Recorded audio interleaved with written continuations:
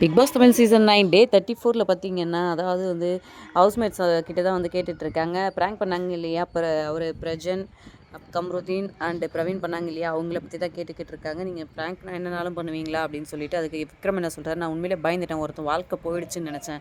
இப்போ அதெல்லாம் நினச்சா ரொம்ப எம்பாரசிங்காக இருக்கு அப்படின்னு சொல்லி விக்ரம் வந்து சொல்கிறாரு. அதுக்கடுத்ததாக சாண்ட்ரா வந்து ரொம்ப கஷ்டப்பட்டு சொல்கிறாங்க. இதனால் இமோஷ்னலாக ரொம்ப ஹர்ட் ஆனது யாருன்னு பார்த்தீங்கன்னா, நான் மட்டும்தான் அப்படின்னு சொல்லிட்டு சாண்ட்ரா சொல்கிறாங்க. பிரஜன் வந்து இதுக்காக ஃபீல் பண்ணுறாரு. அதுக்கடுத்ததாக பார்த்தீங்கன்னா, நம்ம வினோத் என்ன சொல்லிட்டாரு, இவங்கெல்லாம் தூங்கும்போது ஒரு கட்டையை எடுத்துகிட்டு வந்து கொடுங்க, அவங்க மண்டையிலே அடிச்சுட்டு அதுக்கப்புறம் நானும் ப்ராங்க் பண்ணுறேன் அப்படின்னு சொல்லி வினோத் வந்து சொல்கிறாரு. இது கொஞ்சம் ஃபன்னாக இருந்தாலும் அன்றைக்கி எல்லாருமே வந்து எவ்வளோ சீரியஸாக இந்த மேட்டரை எடுத்துக்கிட்டாங்க அப்படின்றது நம்ம பார்த்த எல்லாருக்குமே தெரிஞ்சிருக்கு. அதுக்கடுத்து கெவின் சொல்கிறாங்க, இவங்க ஆக்டர்னு காட்டுறதுக்காக இவங்க என்னனாலும் பண்ணுவாங்களா, எந்த எக்ஸ்ட்ரீம்னாலும் போவாங்களா அப்படின்னு சொல்லிட்டு கெவி வந்து கேட்குறாங்க.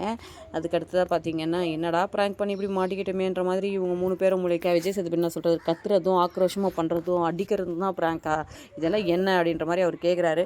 பாப்போம், புதுசாக வந்தவங்களுக்கு தான் ரோஸ்ட் அதிகமாக இருக்குது அப்படின்னு சொன்னாங்க.